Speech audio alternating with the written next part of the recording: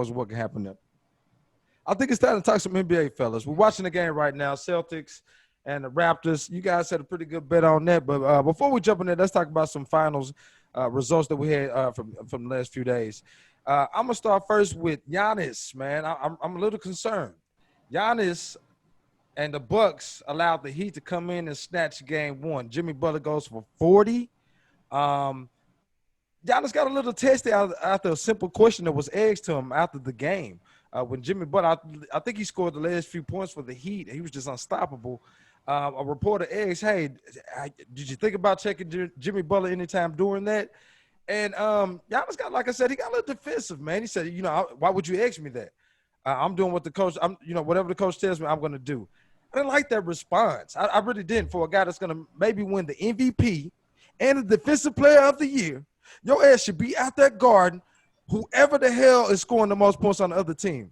So I really want to explode on this. Before I jump in and do that, though, I'm going to let y'all fellas speak on that. What's your thoughts? Tone, you got a little grin on your face, Tone. What's your thoughts, man? So it just brought me back to The Last Dance. Y'all know I watched it like 10 times, right? So the Gary Payton segment when Jordan was busting their ass the first 3 games or whatever, and they wouldn't put Gary Payton on him. And Gary Payton was just, going by the wishes of the coach. And then until he's seen enough, he's like, Coach, I don't care what you're saying. I'm about to guard MJ. Yeah. Get what you said. I think that's more of a Giannis thing, just respecting the coach. But he might have to just go ahead and tell the coach, nah, I got to get Jimmy because we ain't about to go down 0-2. You know what I'm saying? That's just how I see it. He respected the coach, man. He seemed like a nice kid. He ain't trying to make no waves, And maybe he ain't got – Nah. I don't know about no that. dogging him either, because maybe he's nice, gonna be like, Tom. well, if the coach just want me to do that, I'm gonna do that. I don't know. Tony, you being nice, because that's not like you. Being nice. You being nice because you know damn well how we feel about these type of situations. I don't give a damn about what my coach saying. It's crunch time. It's time for me. I'm 6'11", 7 feet tall. He's pushing away these little other defenders and things like that. You have to guard him. You have to. If he's scoring at will like that, that is your job as the MVP and the Defensive Player of the Year category. That is your job. I agree. I agree. I was just trying to look at it from his perspective because he's a nice kid. He's a nice guy, and he's just trying to show respect to his coach. But me, I would have been like, nah, coach, Jimmy killing us. And I still think he needs to step up and take that role. But I don't know if Giannis made like that. He didn't play good, Sean. Look, he missed free throws down the end. He looked bad in certain situations. I forget how many turnovers that he had, but he really had a solid game plan of him coming into the paint. I remember him having the ball stolen from at least 2 or 3 times. So this is that barrier we talked about, y'all. This is that team that's not going to allow him to come in and just run rig shot over everything that they've been doing in the regular season. No. The Heat play sound, disciplined defense. You got a dog out there in Jimmy Butler that's ready to take it. I thought Giannis was a dog too. I've always looked at him as a dog, like he's going to be up for this moment. But he's not ready, man. I tried to tell y'all the last podcast. I tried to tell y'all. I told y'all Heat going to knock out the Bucks because I know, dude, this how Heat played. They play the same way Toronto played them last year. They don't let you come inside. You're going to have to hit your jumpers. You're going to have to hit them jumpers. They ain't letting you just bullet them inside. They done play him like this all year. They not letting him come inside, bro. I'm telling you. When he come inside, he going to have little niggas poking at him. He going to have big guys poking at him. He ain't coming there free. He ain't coming in there free at all. I keep telling you, this is the type of team they didn't want to see. Hey, Tom, let me ask you this, though. See. Did we overreact a little bit too much? We overreact a little bit too much when they lost to the Magic in the first game? So I don't want to overreact to this situation is what I'm saying. But I'm just saying, though. We definitely overreact after one game. We've done it a few times. Yeah. We overreact after one game. We overreacted after the Celtics blew out the Raptors. I'm like, man, it's just game 1. Now look at it. Game 2. It's a tougher game. And the Raptors losing. It's a tougher game. I told you who won it too. Okay. I told who won it too. And I get what you're Told saying. y'all, but let's with Denver because they too young. Look at Denver now. Look at Denver now. You know what I'm saying, though. It was a blowout of game when everybody like, oh, this is a wrap. It's done. No, it's gonna be a dog fight. It's gonna be game one was game one. That was an overreach. You overreached. Thought that Magic was gonna knock out the Bucks even after they blew them out. Nobody. You're right. But we overreact is like, oh, they figured out how to guard Giannis and all this and all that. It was people saying it was. Saying that they overreacted on that. The difference in that game from the first game, I told y'all. I even posed to my cousin that, oh, the Magic played good. I said, no, they played above their head. Ain't no way they're gonna be hitting them jumpers like they did in the first game. Okay. No way. But Miami is a different team. They play defense. They play defense and can score. They got score. They don't rely on no one person. They don't rely. All they got is just really score. And then they got one. I'm looking at the numbers from that game. Milwaukee actually did good from three. From the three, they hit 45% of their threes, and that's their strength. They don't normally shoot threes. No, that's their strength. They had an exceptional day. They had an exceptional day on three. But what's gonna happen when they stop that middle and they ain't hitting them threes? It's gonna be crazy. Yeah, I'm telling you. I agree. Giannis' strength is open court. The rest of the team's strength is shooting. Yeah. Right. But so they taking away the open court from Giannis. Now, if Miami can continue to do that, they're gonna beat them because they're gonna have to hit more threes, and they hit 16 of them. They're gonna have to hit 20 to win if they take away the open court from them. They don't let you get nothing inside. You gotta hit. You gotta shoot from outside on Milwaukee too. Miami the better 3-point shooting team. Let's be real. They're the better 3-point shooting team out there. But okay, they're better out of those. They are a better 3-point shooting team. But two teams, they the better. The only reason that I'm gonna be honest with you, the only reason that they really lost that game is because, again, I come back to the first point that we made. It's because Giannis didn't take the defensive assignment of Jimmy Butler, and that's what he has to do. All this other stuff that we talking about, the 3-point shooting, the way that they stopping Giannis. If Giannis takes his 7-foot self out there and defends the guy the way that the defensive player of the year is supposed to do, he stops a lot of the things that Jimmy Butler did, and they don't win the game. So that's why I come back to that same point. I get it, all that's good and fine, but he has to be the best player on the floor. He was not the best player on the floor for the Bucks the last game. Jimmy Butler was. Therefore, his team won. So how many times are we going to allow Giannis to get outplayed by Jimmy Butler? If he outplays him 3 more games, guess what? Miami Heat will win this series. See, y'all looking at it wrong. He won't get outplayed by him every game. He won't get outplayed by every game. I'm going to tell you this. Go ahead. Giannis is usually always the leading performer on that team. That ain't the case for Miami. And it ain't. And since they've been in the bubble, it hasn't been Butler neither. What's his name again, Sean? Say that one more time. They spread the love. They got a balanced attack. They have a leading score different from any other. But if you look at Milwaukee, they're going to always have Giannis. That's the leading scorer.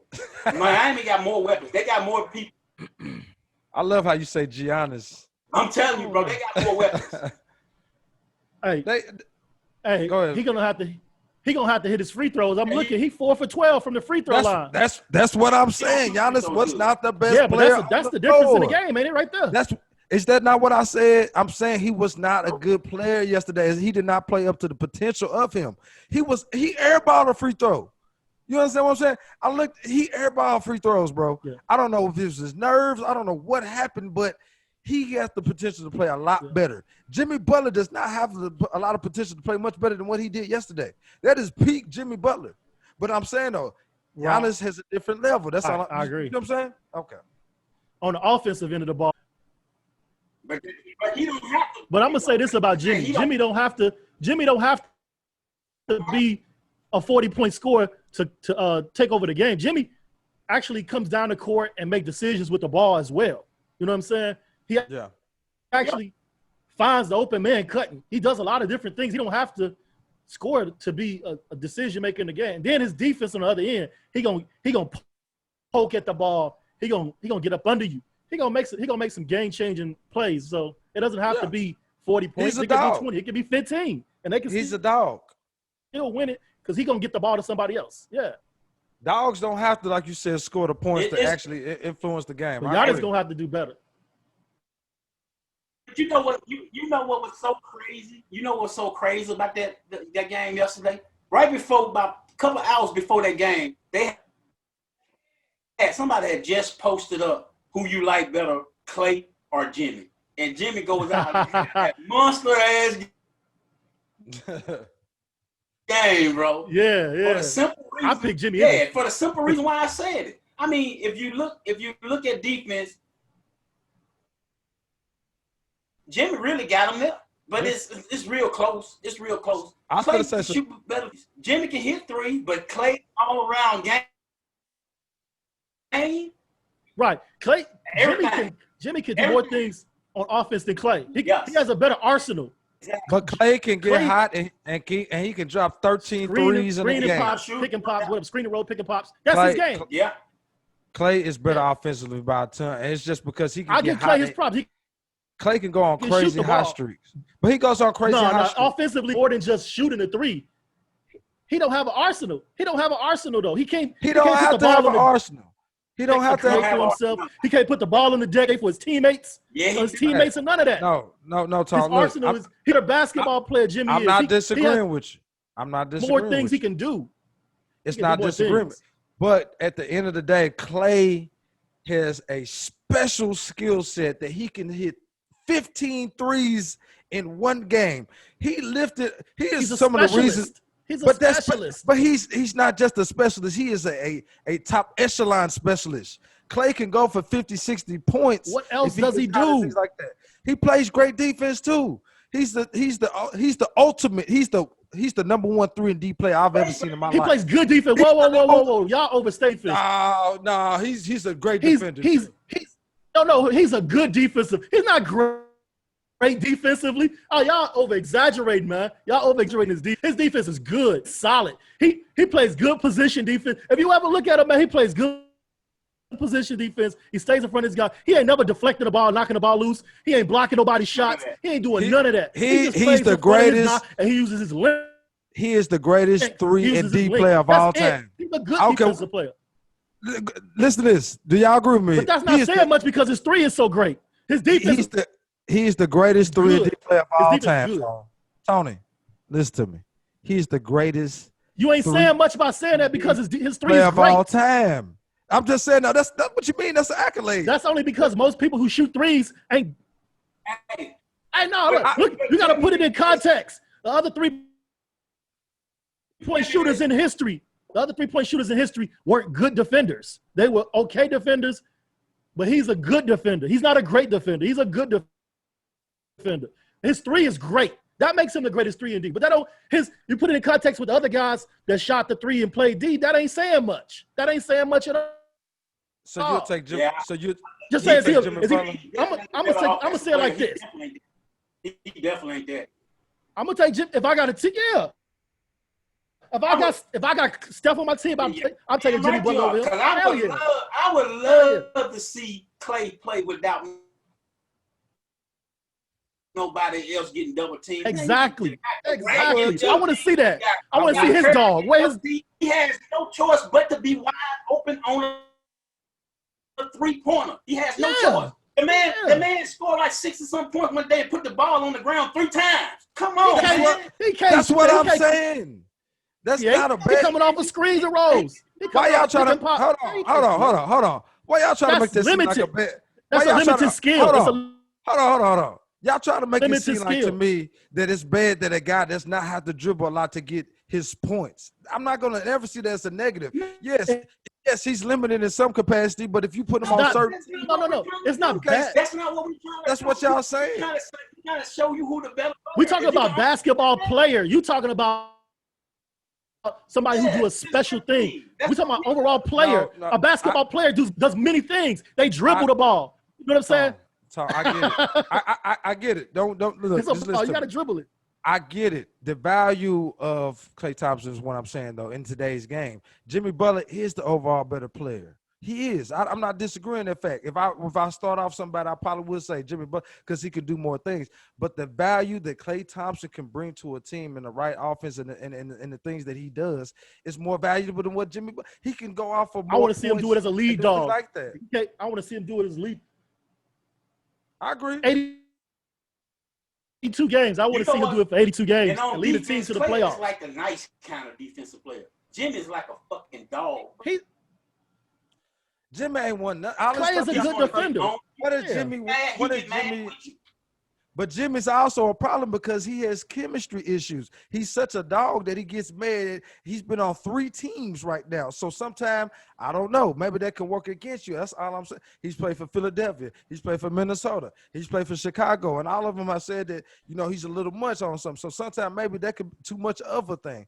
Anyway, okay, we got to change subject. Let's stop right here.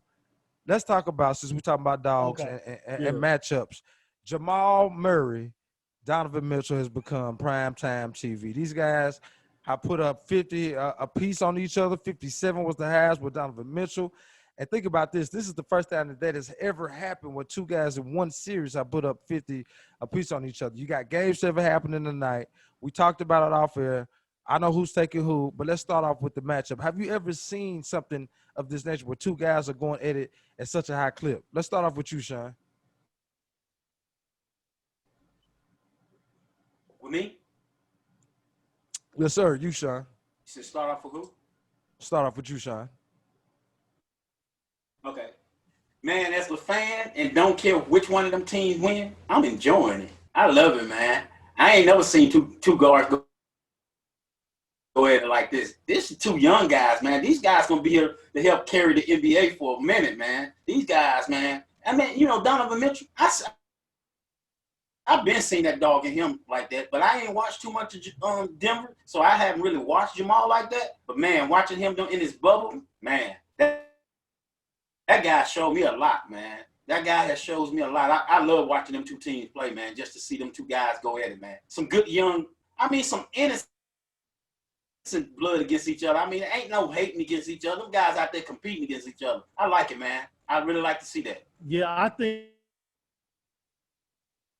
they both making names for themselves in these playoffs. Although I think Mitchell was already had his name, but I think they both making a name for themselves in the playoffs. It's like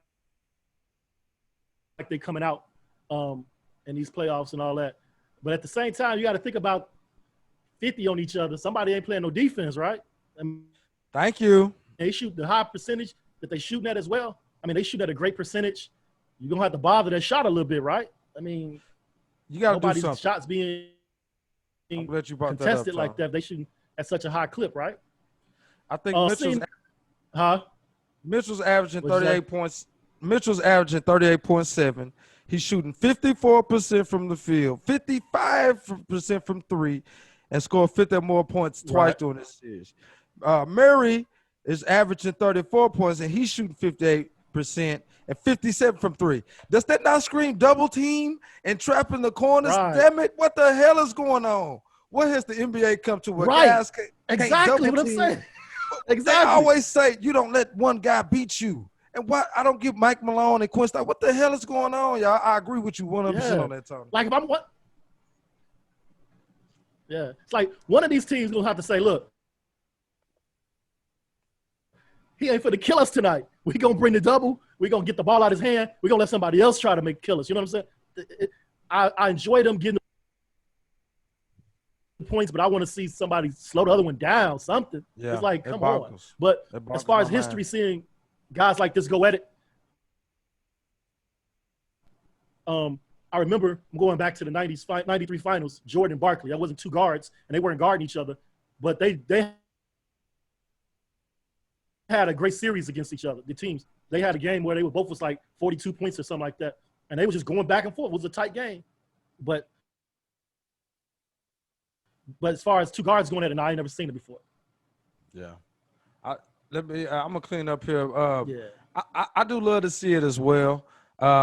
Anytime you see 2 guys that's in the same division that could possibly be with their teams for a while, that's creating something, man. That's a rivalry. That's what you love to see in the game. 2 guys that really, not necessarily always got to play for a championship, but they just playing against each other, and it's a personal matchup. Like, I take it personal when Jamal Murray steps on this court as Donovan Mitchell. I'm going to make sure I got at least put up 30 because I know this dude is coming with it.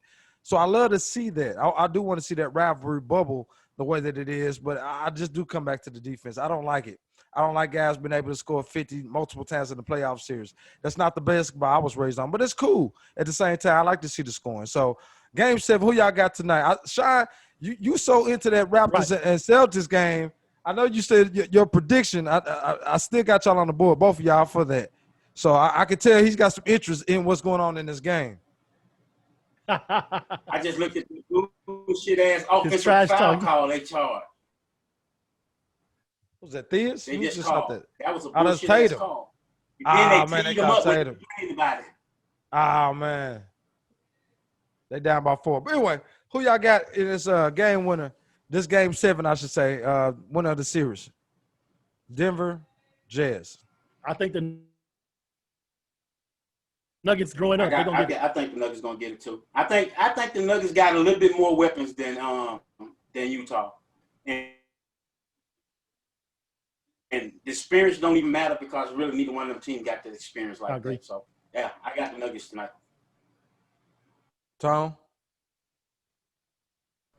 what you think, Lois? I'm going Denver too. If we ask, I think Denver for what Gary Harris just came back and he seems to make a difference with them. For whatever reason, it seemed like the momentum has swung to the Nuggets the last few games. Because I thought the Jazz would win this series and probably like within 6 games. So now that it's got to this point, and they really haven't done anything with Murray. I don't see any unless they double team that guy, he's gonna go off again. So I'm gonna pick Nuggets in this series, and I love to see the Nuggets go against the Clippers. That's gonna be a fun series too.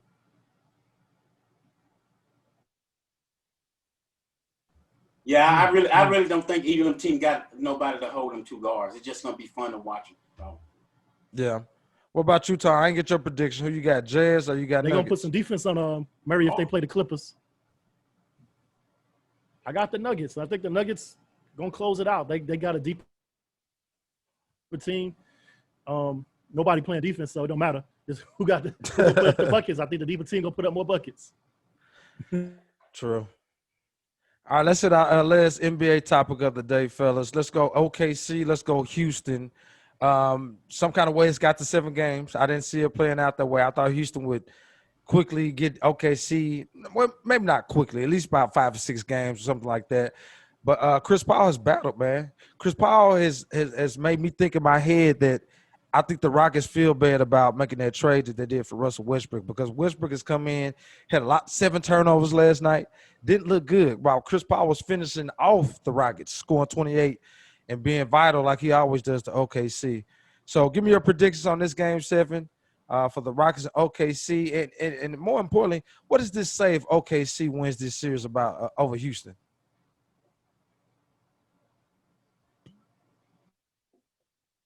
All right. Earlier I had said OKC would win the series if Westbrook don't play because he was injured. I changed my mind. They probably win the series if Westbrook's play because I'm telling you they haven't been looking pretty good. They haven't been looking good with Westbrook out there. But even though I say that, I still think Rockets gonna pull it out tonight. I wish like hell OKC can pull it out, but I don't think it's gonna happen. I think they gave it a good go at it, and yeah, I think that was a bad deal they did. But was that Chris Paul wanting to leave, or did they want to get rid of him? James Harden didn't want to play. I think James Harden didn't want to play with Chris Paul anymore. I'm not 100% sure now. I think James Harden want to. James Harden didn't want to play with him. I think he was a little bit much for him, and he couldn't handle Chris Paul in the way that he plays. Chris Paul needs his own team. He needs a guy that's like him. That's why I thought Chris Paul and Kobe would have worked so good because you got 2 alpha males that was on the same shit. You know what I'm saying? Like they knew they came every night to battle, to claw, to do whatever. Chris Paul would never have worked with James Harden. I said it was a bread trade because they're just not the same mentality. I said that a long time ago. Go ahead, Tom. Hey, man, I had something run through my head the other day. Like I was remembering Chris Paul on the Clippers. And then I made a post about Jimmy Butler. It had Kawhi had got Jimmy Butler to come to the Clippers. Hey, can you imagine the Clippers with Chris Paul? Oh, Lord. Jimmy Butler and Kawhi, 3 dogs. Like, yeah, man. That was just running through my head. Like, I'm happy that didn't happen as a Lakers fan. That'd be a nice I don't squad. want to see At that. any rate, I didn't want to see that. I think No, sir. yeah. Yeah.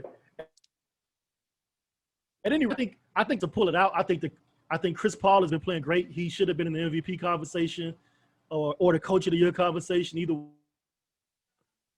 one. But I think the team has been playing over their heads. I think the Rockets is the better team, and I think they'll pull it out tonight. Or when Westbrook gonna go nuts. Guess what I think, y'all. And y'all probably know what I think. I want OKC to win this. I do. Because they would face the Lakers, and I think the Lakers would dominate that series. Now, Chris Paul, again, he ain't no punk. He ain't going to go out softly. He's going to get his.